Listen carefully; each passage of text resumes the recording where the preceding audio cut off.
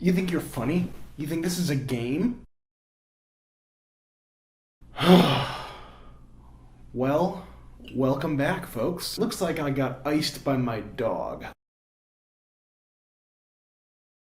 So, let's talk about something fun, huh? In this post 9/11 world we live in, our country is more polarized than ever. We are culturally split into distinct ideological camps, and we are at war with the other side, whether it be on the internet or in real life, where we fight with our words and sometimes our fists. Libtards versus fascists. Red Sox versus Yankees. Whether The Last Jedi was great, or did Rian Johnson break into your home and explosively diarrhea into the footsies of your Star Wars onesie that you wear to bed every night, even though that you are a 40-year-old man. But tonight, my dear friends, I come to plant my flag and lead the charge.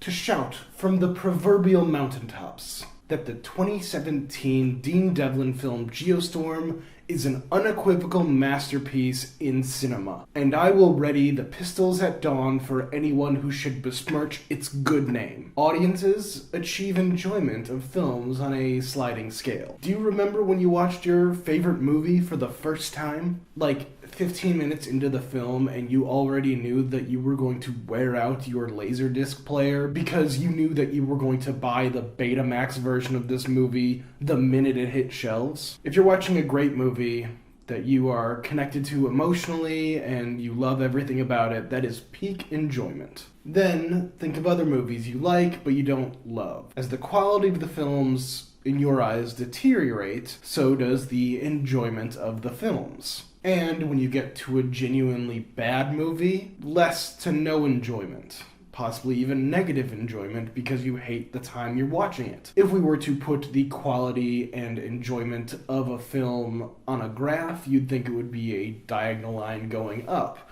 The better the quality, the better enjoyment. The less quality, the less enjoyment. Right? Well, you would be wrong, because I've done some studies. I have scientifically mapped it out. This is what it looks like. You see, once a film's quality gets so low, audiences can't help but enjoy themselves. It might be a bit mean-spirited, but this collective schadenfreude as a film falls so flat on its face, and the fact that this world is in a cruel, indifferent universe, and nothing means anything, the tiny morsels of happiness you can derive from such an existence make life worth living.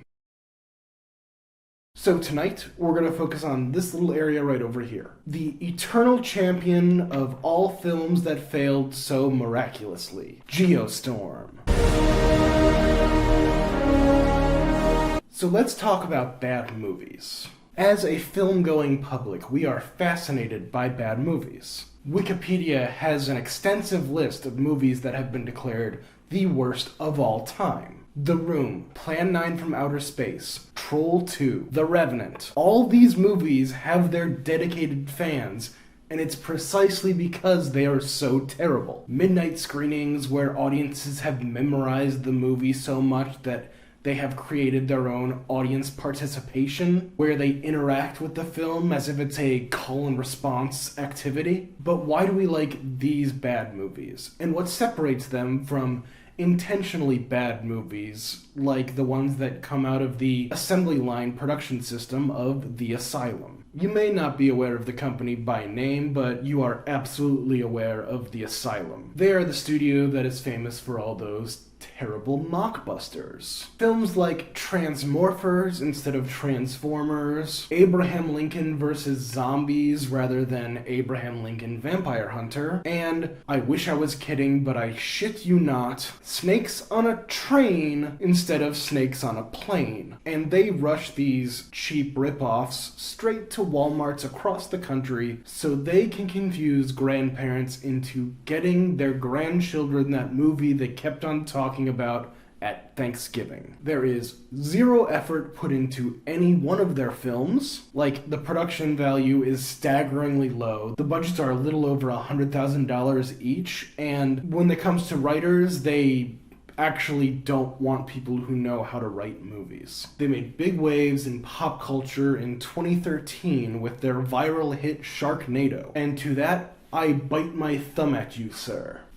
You know, every so often when I'm walking down the street, people come up to me and go, "Oh, Ned, you like bad movies? How about Sharknado?" And all I can say is, whenever somebody says that to me, I see red and I cannot be held accountable for my actions. The reason why the Asylum films are trash and should be discounted, and the bad movies that I like are the bad movies that have, well, not quality, but endearing factors to them, is because somebody gave a shit about those movies. Plan 9 for Outer Space. Ed Wood thought it was going to be his magnum opus, and he bled for it. Tommy Wiseau thought he was making a heartfelt drama with The Room. And Troll 2? I honestly have not seen Troll 2, but there is a documentary about the movie called The Best Worst Movie, where the filmmaker, Claudio Fragrasso, failed to understand why the fans were laughing at scenes that were not intended to be funny. Namely, in order for a bad movie to be something that can be enjoyed, there has to be someone who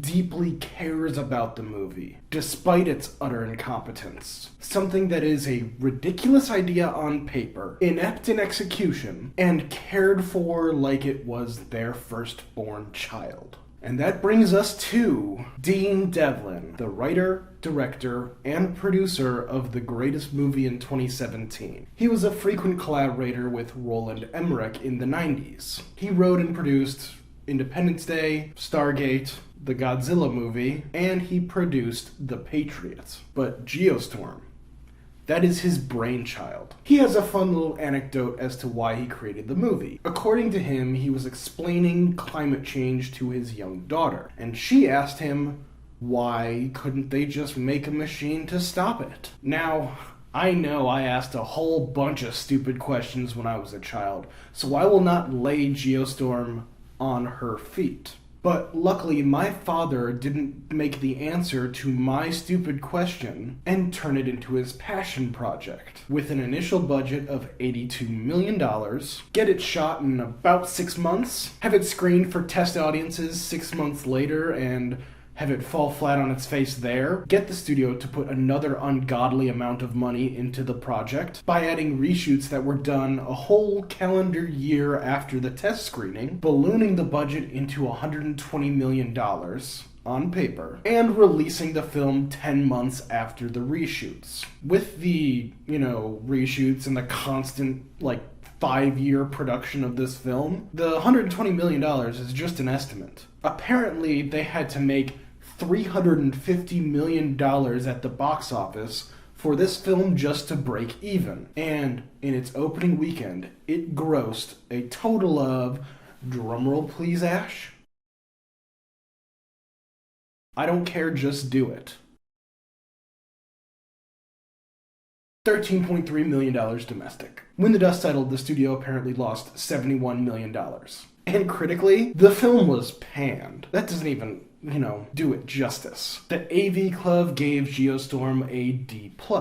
Kent Garrison of the Mad About Movies podcast raved. Geostorm feels like it was filmed in 2002, put on a shelf for 15 years, and mistakenly released to the public by an intern who was trying to get fired. A.O. Scott of the New York Times exclaims, Geostorm uses digital technology to lay waste to a bunch of cities, and hacky screenwriting to assault the dignity of several fine actors. And Alan Adams praises the film as Emmerich Light, less disaster porn and more disaster late-night Cinemax. But it was Mark Kermode, film critic for BBC Radio 5, who gets it. In his review, he says that, I could feel myself getting dumber as I watched the film, and the dumber I got, the more I started to enjoy it. It kinda hits a critical mass. There was a point at which I thought, okay, this is fine. I am now stupid enough to be kind of almost on a par with the film. And then I started laughing. Sometimes you get films that are so bad, they're just boring. I wasn't bored.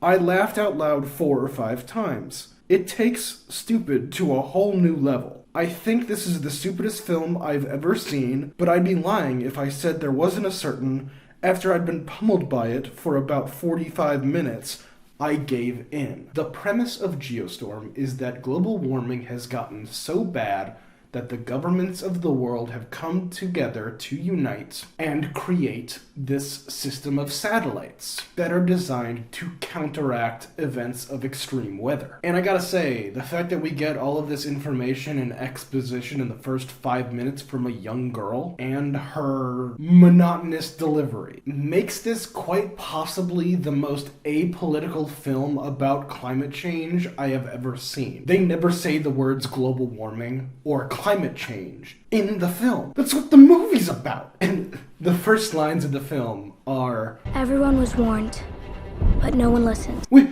didn't listen! We didn't listen! Literally the only thing they say is extreme weather. So to understand the setup, okay, we get a bit of information, and in that narration it says it's the future date of 2019. So either it is the 6 years into the future from when the script was drafted, or 2 years in the future from when the movie was released. So I don't know what the hell. But, okay, so it's 2019 in the narration, and something's happening, global warming's a problem. So then they build this brilliant satellite system called Dutch Boy, because of a story about a boy who plugged a dam with his finger, and that's what Dutch Boy is. But you know that's supposed to be a last resort, right? That's not supposed to be... What? I'm not going to even get in there. So it's created by this genius scientist, Jake Lawson, played by Gerard Butler, and after some time has passed and Dutch Boy has been kind of operational, but not yet operational, I'm assuming that this whole thing probably took several years to create. It's not 2019 when they put it out. It was 2019 when the weather got bad. So, 2019, weather gets bad, they come together, they build the satellite. Future time, Dutch Boy's working, Gerard Butler's doing great stuff, but then the Senate takes Dutch Boy away from him because he was being a naughty boy to a senator. We had a plumber up there. He looked a little like you. Oh, hi again, Richard Schiff. Then there is another time shift where it says 3 years later, and that's where the movie begins. Do you see how complicated this thing is? Not even 10 minutes into the movie, we are set in the future, time passes, another future jump happens, and all of a sudden Dutch Boy is doing some dangerous stuff, like a flash freeze in Afghanistan. And I love it. What is Geostorm? What is the plot? The film is equal parts Day After Tomorrow disaster movie, All the President's Men political thriller, and Gravity-esque space movie. The disaster movie comes from the insane weather events that's caused by Dutch Boy malfunctioning. The space movie is when Jake Lawson has to get up to the International Space Station and try to figure out why it's malfunctioning. And the political thriller is when Jake's little brother Max, played by Jim Sturge, works his way through a conspiracy that goes all the way to the top. 3 movies in one. The disaster movie is full of disaster porn. Brazil freezes over, and so we follow a woman in a bikini as she outruns the cold. Hong Kong gets really hot, and so we follow Chang, played by Daniel Wu, drive through the city as buildings topple because it's so hot, and things explode because hot, and eggs fry on asphalt because hot. And we see the seas rise as a tsunami overtakes Dubai. The space movie is full of an international cast, with the likes of German actress Alexandra Maria Lara, Irish actor Robert Sheehan, and Mexican actor Eugenio Derbez, as they all work with Jake and trying to figure out what's going on. One of them might be shady and a bad guy. Oh, okay, it's this guy. And the political thriller storyline follows Max, his Secret Service girlfriend, although they can't be public about it because apparently the Secret Service is like the priesthood or something, played by Abby Cornish, and cyber millennial Zazie Beetz, working for Secretary of State Ed Harris, as they find if the one who's controlling everything is the President of the United States, played by Andy Garcia. What can we learn about Geostorm? What can make us better film viewers or critics in our own eyes, if you will? Well, what we can learn is how to write bad exposition and how to recognize it. Exposition is basically information the audience needs to know about what's happening in the story. Character relations, character backstory. But instead of having paragraphs of backstory that characters say that makes us know who they are, it's better to hide exposition in entertaining ways. Hide it in conflict. Hide it in mystery. Hide it in an argument. And only give them exactly what they need at the moment they need it. Don't give them information that they don't need too early. In Geostorm, however, Dean's got his own way of doing things. The first scene we see Gerard Butler and Jim Sturgis interact with each other, they make sure to emphasize the nature of their relationship, to let each other know that they are brothers. You know, how brothers do. But hey, what are you good at, little brother? I got fired by my own brother? You know, you're right, little brother. You know what's even better? A narration that is just basically giving us information. And we have a title that's utter nonsense. Geostorm. What is a geostorm? Are they going to tell us? Well, for the first half of the movie, they do not even say the word geostorm, so we don't know what it is. But the first time somebody says geostorm, there is a scene that plays out like this. Oh my god, it could start a geostorm. What's a geostorm? A geostorm is what happens when a series of storms domino into a global cataclysm. And you've got your lead actor who barely knows how to speak a passable American accent. No problem. Just say that they're American, red, white, and blue through and through, but they were born in the UK. Actually, my brother and I were born in the UK. And sidebar. Gerard Butler and Jim Sturgis are 8 years apart. Question. Was Gerard Butler born in the UK, lived in the UK for 8 years, his brother was born, lived a couple more years, and then moved back to America? Because in that case, you might be American, but you're from the UK. Or, my personal favorite idea is that their mom just really likes the NHS over there, and so as she was about to give birth, they planned family trips to the UK so that they could give birth in the UK, and then move back with their bundle of joy. But the way he says, Dutch boy, Dutch boy, Dutch boy, Dutch boy, Dutch boy, Dutch boy, it totally works. We all know Gerard Butler's colonial accent is wanting. We've all seen enough Olympi Falling or The Ugly Truths, but he doesn't care. It's Gerard Butler. It's basically Liam Neeson, you know? Like, I'm an American. I live in Cape Canaveral. I would love to see that movie, guys. But Jim Sturgis, on the other hand, you know how some people say that a performance was so good it felt effortless? Well, in Sturgis's case, That didn't go well at any point. I got proof. Dozens of files, right? I can see the effort. It looked like he tried a whole lot, but it just doesn't work. So I don't want to spoil too much of this movie because I love it and I want people to actually kind of watch it, maybe, and it's on HBO Max, so it's very easily accessible to all of you. But I do want to get into the third act. It's hinted at throughout the entire movie that the president is the bad guy, because the president, he has a retinal scan and a fingerprint scan, that is the only thing that controls Dutch Boy. And so they think that he's causing the malfunctions. Gotta brief the president. I believe he's the one who initiated it. Jim Sturgis and Zazie Beetz and Abby Cornish do a bunch of digging, and in the most obvious heel turn that happens, Ed Harris is the real bad guy. And his plan is to create a constitutional line of succession situation where he becomes the president. He'll take office after wiping out everyone in the line of succession. He's controlling the weather. He doesn't need an 18th century document to tell people that he's in charge. I'm gonna say, while Andy Garcia is just completely out of it this entire movie, Why would you do this? Ed Harris is doing what Ed Harris does in only a way that Ed Harris can. He is a consummate professional, and I love the fact that he's giving the same amount of effort into Geostorm as he does in Westworld. I'm turning the clock back to 1945 when America was a shining city on a hill. And in space, Gerard Butler finds out that Robert Sheehan has been working with Ed Harris the whole time because...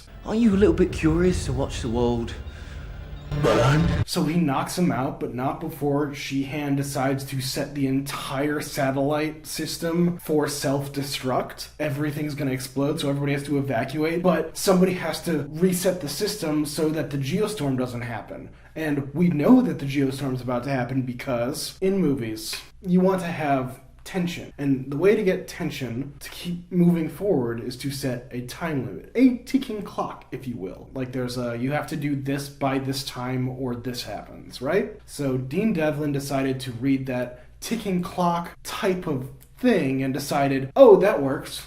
Let's have a ticking clock. So what's the ticking clock going to be, Mr. Devlin? Oh, it's going to be a ticking clock. There is a literal countdown that says time to Geostorm. But back on Earth, Sturgis and Abby Cornish, who deserves a better career? They save the president, outrun a lightning storm, and arrest Ed Harris. And this is a great moment in the movie where... Yo, you know what my brother would say? What? What would he say? You just punched him. You didn't say anything. So as the space station is falling apart, Gerard Butler has to go and manually reset the system to stop the geostorm from happening. And when he thinks that he can't make it, the German scientist lady comes and helps him, and they're going to stop it. And in this moment, I'm like, oh, is the movie actually going to end with a little bit of, like, you know, cojones in here? Are we going to have Gerard Butler sacrifice himself for the greater good? He's this prick. He's an asshole. He's the smartest guy, but he cares about this satellite system. Is he going to sacrifice himself for the planet and for his satellite, for his life's work? Instead of some level of catharsis, which would have been overwritten and boring, we get the single greatest line in cinematic history. Hernandez, you son of a bitch! So Hernandez saves Jake and takes him down to the planet, where they rebuild the satellites and, you know, we can start over. Somebody needs to explain to me how exactly they saved the world, though. I've seen this movie many, many times, at least thrice during quarantine. I swear to God. And, like, I know no geostorm actually happens because they were able to unplug and replug the modem or whatever, and so no global cataclysm actually happens. But a heat wave in Moscow that sets the Winter Palace on fire. A freeze in Rio that freezes everything, causing even planes to fall from the sky. A tsunami in Dubai. So, like, these guys in their giant skyscraper, they're surrounded by water now.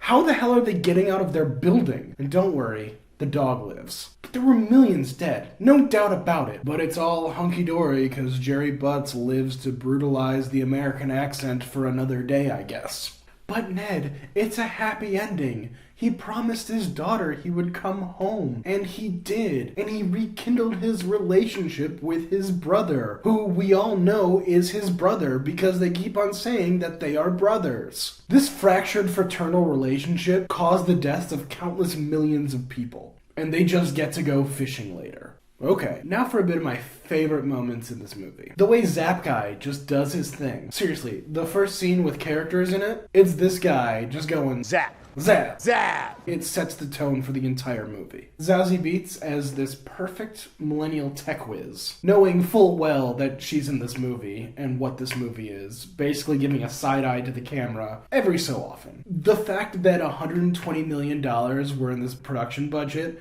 and none of it went to CGI. Chang surviving the heat wave and the assassins at his workplace, only to be killed in a crosswalk, and able to say the only word that would cause the rest of the plot to keep going. Andy Garcia sleeping his way through every scene that he's in. Because I'm the goddamn president of the United States of America. The fact that Abby Cornish is essentially playing a Terminator. And of course, Hernandez, you son of a bitch! So everyone lives happily ever after, they build another Dutch boy, and global warming is not a thing. At the end, that's Geostorm. It's great. Watch it. Watch it with someone you love. Put your arm around them. Say, I love you, brother. We are watching this movie together because we are brothers. Like, share, subscribe, you know the drill. Watch Geostorm.